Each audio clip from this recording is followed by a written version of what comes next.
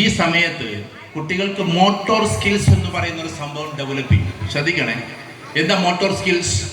ഒരു കുട്ടിക്ക് ഉള്ളിൽ ഉണ്ടാക്കേണ്ടുന്ന കുറേ സ്വമേധയാ ഉള്ള കഴിവുകളുണ്ട്. അപ്പൊ ആ കഴിവുകളാണ് ഭാവിയിൽ കഴിവുകളായിട്ട് പ്രത്യക്ഷപ്പെടുക.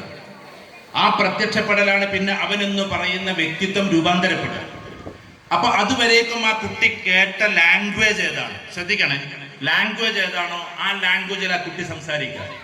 ആ ലാംഗ്വേജിന്റെ പദങ്ങൾ മാത്രമല്ല, ആ ലാംഗ്വേജിന്റെ ഇമോഷനും സംസാരിക്കുക. ഉദാഹരണത്തിന്, ഒരു ഉമ്മ 6 വയസ്സിന് മുമ്പേ വീട്ടിൽ കുറെ വൃത്തികെട്ട പദങ്ങൾ പറഞ്ഞിട്ടുണ്ടെങ്കിൽ ഉറപ്പായിട്ടും ആ കുട്ടിയുടെ ജീവിതാന്ത്യം വരെ അവന്റെ സബ് കോൺഷ്യസ് മൈൻഡിൽ ആ പദങ്ങൾ കിടക്കും. അപ്പൊ ഭാവിയിൽ അവന്റെ ഭാര്യയോട് അവൻ എന്തെങ്കിലും പ്രശ്നം ഉണ്ടാകുമ്പോൾ ഉമ്മ പഠിപ്പിച്ചു കൊടുത്ത ഈ ഭാഷയാണ് അവൻ പ്രയോഗിക്കുക. ഞാൻ പറഞ്ഞതിന്റെ ഡെപ്ത് നിങ്ങൾ മനസ്സിലാക്കും.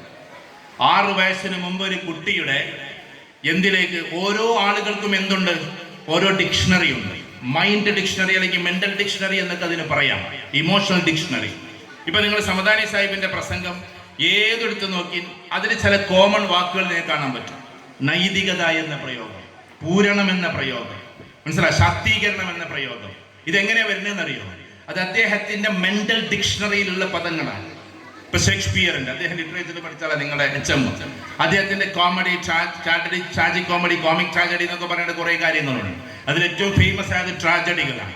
അതിലെല്ലാറ്റിനും ഒരു റിത്തം ഉണ്ടാവും ലാംഗ്വേജിന്. അതൊരേ രീതിയിലായിരിക്കും അതിന്റെ റിത്തം ഉണ്ടാവുക. ലിയോ ടോൾസ്റ്റോയി വായിക്കുമ്പോൾ വേറെ ആയിരിക്കും ഉണ്ടാവുക, കീറ്റ്സിനെ വായിക്കുമ്പോൾ വേറെ ആയിരിക്കും ഉണ്ടാവുക.